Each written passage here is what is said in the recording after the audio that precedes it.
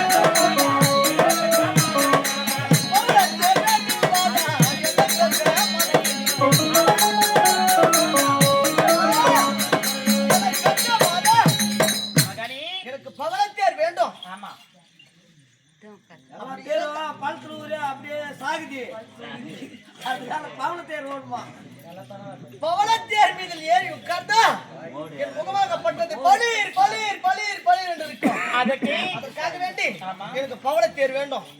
பவளத்தேராகப்பட்டது விடிய காலை 5 மணிக்குள்ளவே எனக்கு பவளத்தேர் வேண்டும். அப்படி நீ தருக விட்டா அம்மா மகனே, அப்படி நீ தருக விட்டா நான் உன்னை உறங்க மாட்டேன்.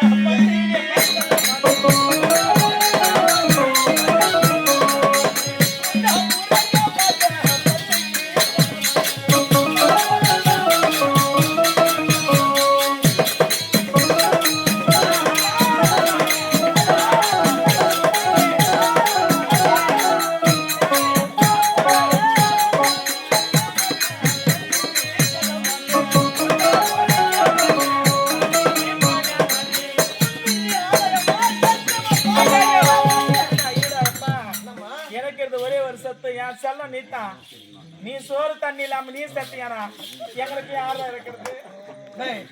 எனக்கு எங்க அம்மா பிரச்சனை. நானே பாலோ பழம் வச்சிருக்கிறேன், போய் சாப்பிடு, நல்ல பத்திரம் தூங்கு, அப்படி எந்திரிச்சு வேலையை வச்சு செய்யு. அதுக்குள்ள அம்மா நான் பவளத்தை எடுத்துட்டு வந்துடுறேன். சத்தியமா? உன் மேல சத்தியமா, உங்க பப்பு மேல சத்தியமா, பப்பு மேல சத்தியமா. சரி